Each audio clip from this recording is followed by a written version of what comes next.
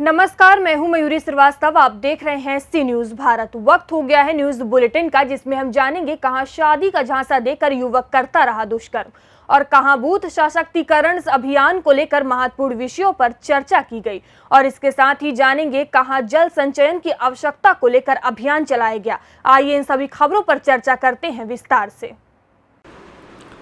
आज धार जिला मुख्यालय अनुभूति स्थल त्रिमूर्ति चौराहे पर धार जिला कांग्रेस में धरना प्रदर्शन किया गया। धरना प्रदर्शन का कारण भाजपा की सरकार के द्वारा कांग्रेस की राष्ट्रीय अध्यक्ष सोनिया गांधी और राष्ट्रीय सचिव राहुल गांधी सीबीआई और ईडी के द्वारा भारतीय जनता पार्टी के राष्ट्रीय नेताओं के दबाव में झूठे केस के द्वारा दबाया जा रहा है। कांग्रेस का धरना प्रदर्शन करीब 2 घंटे तक चला। धरना प्रदर्शन के अंत में जिला प्रशासन के अधिकारियों को एक ज्ञापन देकर कार्यक्रम की समाप्ति भी की गई। इस बारे में कांग्रेस पार्टी के जिला प्रभारी हेमंत पाल ने बताया कि भाजपा सरकार के द्वारा हमारी सरकार की राष्ट्रीय अध्यक्ष सोनिया गांधी और राष्ट्रीय सचिव राहुल गांधी के खिलाफ झूठे प्रकरण दर्ज करवाकर उन पर दबाव बनाया जा रहा है।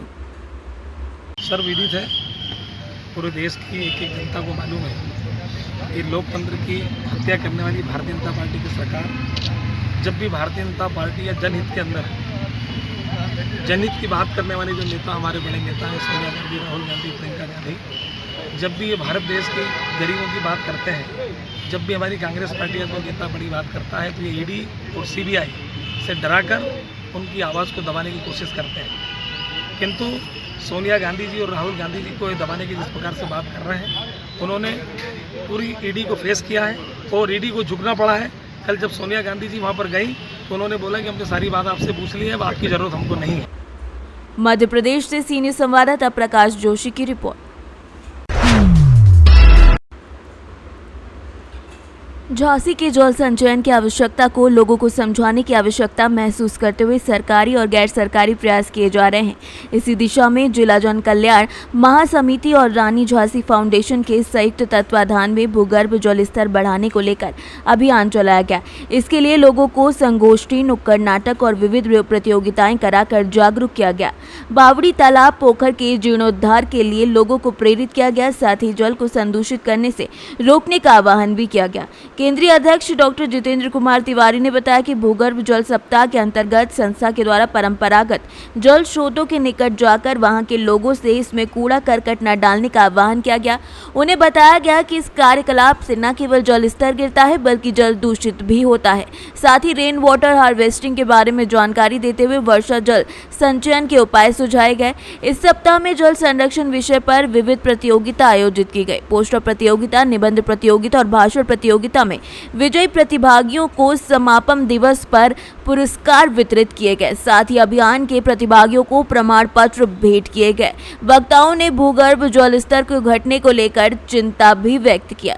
इस मौके पर प्रतियोगिता संयोजिका मधुपासी ने विजय प्रतिभागियों का परिणाम घोषित करते हुए प्रथम कृष्णा सेन, द्वितीय जशिका साहू, तृतीय अविरल गुप्ता, चतुर्थ राहुल पचौरी, परिसोनी, अरुण पचौरिया, निष्ठा गुप्ता समेत कई लोगों को सम्मानित किया। जिला जन कल्याण महासमिति और रानी झांसी फाउंडेशन के संयुक्त तत्वाधान में हमारा एक अभियान चल रहा, संकल्प 365। 365 का अभिप्राय ये है कि हम प्रत्येक दिन पर्यावरण, स्वच्छता और जल संरक्षण की दिशा में काम करते हैं। इसी क्रम में भूजल सप्ताह का आयोजन 16 से 22 तक हमने किया और भूजल स्तर जो गिर रहा है उस पर चिंता व्यक्त करते हुए जनचेतना जगाने का कार्य हमारी संस्था द्वारा किया गया। कैसे लोग बावड़ियों को, तालाबों को और कुओं को संरक्षित करें, इसके लिए हमने जन जागरूकता अभियान चलाया और इस पूरे सप्ताह छात्र छात्राओं को अभियान से जोड़ने के उद्देश्य को लेकर विभिन्न प्रतियोगिताओं का आयोजन किया और जो प्रतियोगिताओं में विजयी प्रतिभागी रहे, आज उन सबको हमने कैप पहनाकर, प्रतीक चिन्ह देकर और प्रमाण पत्र देकर सम्मानित किया। कितने लोगों का सम्मानित किया आपने? देखिए, आज हम लोगों ने 32 लोगों को सम्मानित किया है जी, जो विभिन्न प्रतियोगिताओं में विजयी रहे। कार्यक्रम का उद्देश्य क्या था सर? तो कार्यक्रम का उद्देश्य क्या था बता। देखिए, भूजल सप्ताह का आयोजन चल रहा है 16 से 22 जुलाई के बीच में, और जो भूजल स्तर गिर रहा है इस पर हम लोग चिंता व्यक्त कर रहे हैं और सब लोगों को चिंता व्यक्त करना चाहिए। एक और जहां शासन सरकार सभी इस बात के लिए चिंतित हैं और विभिन्न प्रयास किए जा रहे हैं सरकारी तौर पर भी, लेकिन हम सब जिम्मेदार नागरिक होने के नाते हमारा भी कर्तव्य है कि हम जल को संरक्षित करें। इसी उद्देश्य को लेकर आम जनमानस को जोड़ने के लिए विभिन्न प्रतियोगिता का आयोजन किया और आज इसका समापन समारोह। Bureau report Jhansi. झांसी में भारतीय जनता पार्टी कार्यालय पर बूथ सशक्तिकरण अभियान को लेकर बैठक हुई, जिसमें मुख्य अतिथि के रूप में प्रदेश महामंत्री और क्षेत्रीय प्रभारी प्रियंका सिंह रावत रहीं और अध्यक्षता जिला अध्यक्ष जमुना प्रसाद कुशवाहा ने की। उन्होंने बूथ सशक्तिकरण अभियान को लेकर कई महत्वपूर्ण विषयों पर चर्चा की। उन्होंने कहा कि आपको लाभार्थियों के यहाँ पहुँचना है तो पूरे प्रदेश में 100 करोड़ लाभार्थी हैं, अगर 6 करोड़ लाभार्थियों तक भी आप पहुँच जाएँ तो हम सफल होंगे।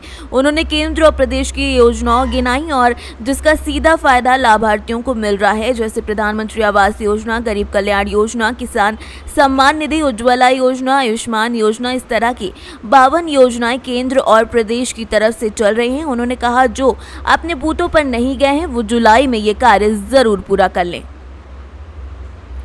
Bureau report Jhansi. विदिशा नगर और ग्रामीण क्षेत्रों में भारी बारिश के कारण नदी और नाले उफान पर हैं, लेकिन लोग जान जोखिम में डालकर इन्हें फिर भी पार कर रहे हैं। जानकारी के मुताबिक सिरोंज नगर और ग्रामीण क्षेत्र में भारी बारिश का सिलसिला जारी है।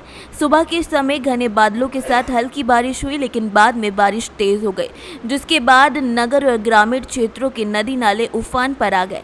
ग्राम भोरिया की नदी के पुल पर पानी बहुत ज्यादा भर गया है, जिसकी वजह से बाइक चालक और पैदल यात्री भी अपनी जान जोखिम में डालकर पुल को पार कर रहे हैं। इतना ही नहीं, यात्रियों से भरी एक बस भी पुल को पार करती हुई दिखाई दी, जिससे यह अंदाजा लगाया जा सकता है कि यहाँ किसी भी वक्त कोई भी बड़ा हादसा हो सकता है, लेकिन जिम्मेदारों का इस ओर कोई ध्यान नहीं है। विदिशा से सी न्यूज़ संवाददाता अरबाज की रिपोर्ट। बेमेतरा जिले के ग्राम पंचायत परपोड़ा में शासकीय उचित मूल्य की दुकान पे संचालक राजेश्वरी महिला स्व सहायता समूह के अध्यक्ष द्वारा 2022 में पात्रता अनुसार आवंटित कुल चावल से कम मात्रा में वितरण किया गया था, जिसकी खबर सी न्यूज़ भारत पर प्रमुखता से दिखाई गई थी। जहां सहायक खाद्य अधिकारी और खाद्य निरीक्षक बेरला के द्वारा जाँच में शिकायत सही पाए जाने पर राजेश्वरी महिला स्व सहायता समूह परपोड़ा द्वारा शासकीय उचित मूल्य की दुकान परपोड़ा के संचालन को SDM ने निलंबित किए एवं परपोड़ा के राशनधारियों को खाद्यान्न वितरण के लिए तत्कालिक व्यवस्था हेतु शासकीय उचित मूल्य की मोहभट्टा के संचालक जय मां शीतला महिला स्व सहायता समूह मोहभट्टा को आगामी आदेश पर्यंत तक आदेशित किया गया है। बेमेतरा से सीनियर संवाददाता संजू जैन की रिपोर्ट। CBSE इंटरमीडिएट और हाई स्कूल परीक्षा परिणाम आते ही नगर के अधिकांश छात्र छात्राओं में खुशी का माहौल देखने को मिला। ज़्यादातर छात्रों को उम्मीद के मुताबिक या उम्मीद से भी बेहतर परिणाम मिला। वहीं फिरोजाबाद के नगर सिरसागंज में डिवाइन इंटरनेशनल एकेडमी के छात्रों ने नगर में अपनी प्रतिभा का विशेष रूप से प्रदर्शन कर सर्वश्रेष्ठ स्थान हासिल किया। सभी सफल बच्चों को स्कूल प्रबंधन की ओर से बधाइयाँ देते हुए विद्यालय में स्वागत और अभिनंदन किया गया। डिवाइन की इंटरमीडिएट की टॉपर छात्रा सुहानी जैन ने 95% से ज़्यादा अंक प्राप्त किए। वहीं स्नेहा जादौन, गुलशन, अनुष्का गुप्ता, आदित्य प्रताप, जितेंद्र प्रताप सिंह ने भी अच्छे नंबर पाकर सूची में अपना नाम ऊपर कर लिया। इसके अलावा छात्रा अंचल जैन, रिया शर्मा, छात्र विश्वेंद्र, सम्यक जैन, ऋषभ जैन, अनुराग सिंह, संकेत शर्मा ने बेहतर प्रतिशत प्राप्त किए। इन मेधावियों ने हमारे संवाददाता को बताया कि सफलता में मुख्य योगदान उनके माता पिता और गुरुजनों का रहा। वहीं स्कूल के प्रबंधन निदेशक देवशरण आर्य ने बताया कि स्कूल का परिणाम 100% रहा है। उन्होंने सभी सफल बच्चों का माल्यार्पण के द्वारा स्वागत करते हुए मुंह मीठा कराया और उज्जवल भविष्य की कामना की है। आज आपका रिजल्ट घोषित हुआ है, आगे क्या प्लानिंग है और इसका श्रेय किसको देना चाहती हैं? मैंने आगे भी एंट्रेंस एग्ज़ाम क्लियर करूँगी, इसके बाद ड्यू में एडमिशन लेने का सोचा है। इसके बाद जैसा जैसा होता जाएगा मैं अपना करती जाऊँगी। मैं अपने क्रेडिट अपने पेरेंट्स को देना चाहूँगी सबसे पहले, और इसके बाद सभी टीचर्स को देना चाहूँगी। उनका बहुत सपोर्ट रहा है, so I am very thankful to all of you. इस परीक्षा के लिए आपने कितनी मेहनत की? मैंने अपना पूरा 100% दिया है। हर बार मैं अपना पूरा देने की कोशिश करती हूँ और फिर अगर नहीं आया तो फिर इसमें मेरी गलती नहीं है। मैंने अपना पूरा दिया और हमेशा पूरा देने की कोशिश करती हूँ। आपको लगता है आपकी मेहनत के अनुसार ही आपका रिजल्ट आया है? जी जी, जैसे मैंने मेहनत की थी वैसे ही आया है और अच्छा आया है बल्कि।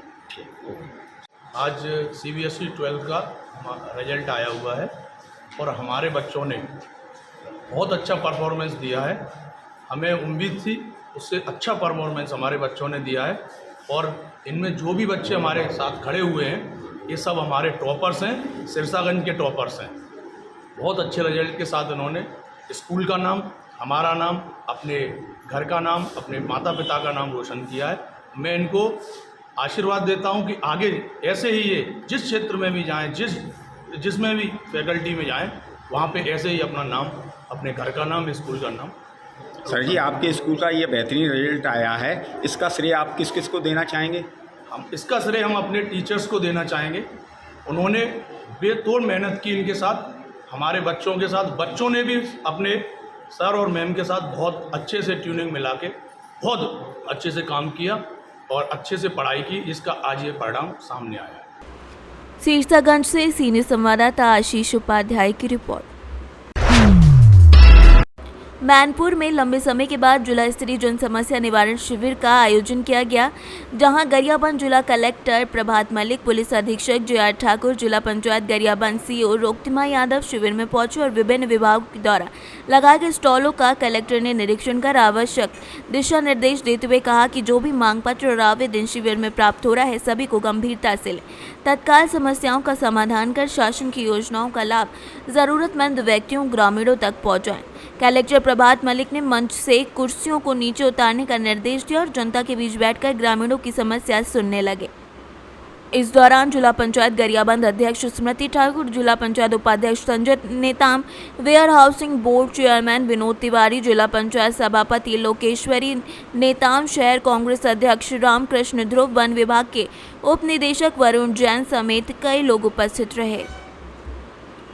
गरियाबंद से सीनियर संवाददाता मनोज गोस्वामी की रिपोर्ट। हमीरपुर से इस वक्त की बड़ी खबर सामने आई, जहां पुलिस ने हत्या के मामले में फरार चल रहे आरोपी को गिरफ्तार कर लिया है। इस आरोपी ने कुल्हाड़ी से अपने ही करीबी रिश्तेदार की हत्या की थी। फरार चल रहे आरोपी पर 25,000 का इनाम भी घोषित था। आरोपी के कब्जे से तमंचा और कारतूस भी बरामद कर लिया गया है। अपर पुलिस अधीक्षक ने PC कर मामले का खुलासा किया है। ये पूरा मामला जलालपुर थाना क्षेत्र के बिलगांव का बताया जा रहा है। वांछित अभियुक्त हैं, इनका नाम राजेंद्र राजपूत है और उम्र इसकी करीब जो है 24 वर्ष है और बिलगांव गांव पड़ता है थाना जलालपुर में। इसे इसमें गिरफ्तार किया गया और ये हत्या के जो है अभियोग में वांछित चल रहा था और इसकी गिरफ्तारी पर 25,000 रुपये का इनाम घोषित था। इसे पुरानी मोड़ पर जो हमारे थाना जलालपुर हैं संजय सिंह, उनकी और उनकी टीम ने इसको जो है गिरफ्तार किया है। नवंबर 2011 में हत्या हुई थी कमलेश कुमारी जी के पति की। उसमें 4 लोग जो हैं इस घटना में शामिल थे, जिसमें 3 लोगों की जो है गिरफ्तारी की जा चुकी थी, जिसमें एक महिला भी थी जिसका नाम बबली था। ये अभियुक्त लगातार फरार कर रहा था और इसकी गिरफ्तारी के प्रयास किए जा रहे थे। काफ़ी दिनों से टीम इसके पीछे लगी थी। कल इसकी गिरफ्तारी में जो है सफलता मिली। इससे एक जो है नाजायज़ तमंचा भी जो है बरामद किया गया है। जो विधिक कार्रवाई है वो की जा रही है और इसको रिमांड लेने के लिए न्यायालय में प्रस्तुत किया जाएगा और इसका रिमांड लेकर के इसको जेल में ले जाएगा। हमीरपुर से सीनियर संवाददाता समयर रिजवी की रिपोर्ट। जनपद प्रयागराज में अपराध नियंत्रण और कानून व्यवस्था सुनिश्चित करने के लिए पुलिस लगातार काम कर रही है और यातायात व्यवस्था और कम्युनिटी पुलिसिंग को सुदृढ़ बनाया जा रहा है और पैदल गश्त भी की जा रही है। इस संबंध में वरिष्ठ पुलिस अधीक्षक प्रयागराज शैलेश कुमार पांडे ने जानकारी दी है। पेट्रोलिंग की जा रही है, क्या वजह है? देखिए, रूटीन में बेहतर अपराध नियंत्रण और कानून व्यवस्था को सुनिश्चित कराने के लिए प्रशासन हेडक्वार्टर के निर्देशानुसार सभी अधिकारीगण शाम के समय में, जिस समय मार्केट क्षेत्र में भीड़भाड़ रहती है, खुद पेट्रोलिंग की जाती है, जिससे कि अपराध नियंत्रण, लोगों के अंदर बेहतर सुरक्षा की भावना जागृत हो, इसको सुनिश्चित कराने के लिए की जाती है। साथ ही साथ यातायात प्रबंधन तथा कम्युनिटी पुलिसिंग इनिशिएटिव्स को और स्ट्रेंथन करने के लिए ये पहल की जाती है। इसी के तहत आज सिविल लाइन एरिया में हम लोग पैदल गश्त कर रहे हैं। पैदल गश्त के दौरान हम लोगों से इंटरेक्ट भी करते हैं, उनकी समस्याओं के बारे में जानकारी लेते हैं, उनसे सुझाव भी लेते हैं और लोगों के साथ मिलकर एक दूसरे के प्रति विश्वास को जगाना और एक बेहतर पुलिसिंग की व्यवस्था स्थापित करने की कोशिश की जाती है। उसी के तहत आज हम लोग कार्यरत कर रहे हैं। जो संदिग्ध लोग होते हैं उनसे रोक टोक की बिल्कुल, जैसा मैंने बताया, अपराध नियंत्रण की जब मैंने बात कही तो उसका उद्देश्य यही था कि जो संदिग्ध लोग दिखते हैं उनकी चेकिंग टेस्टिंग और आवश्यकता अनुसार उनको थाने के ले जाकर उनसे पूछताछ, वाहनों की चेकिंग, अवैध अतिक्रमण जो है इसको, इन सभी पॉइंट्स को देखते हुए जनरल पुलिसिंग के हमारे सभी आयाम हैं उनको देखते हुए ये पैदल गश्त की व्यवस्था में डेली। प्रयागराज से सीनियर संवाददाता अनिल कुमार मौर्य की रिपोर्ट। फिलहाल इस न्यूज बुलेटिन में इतना ही। देश दुनिया की तमाम खबरों के लिए देखते रहिए सी न्यूज भारत।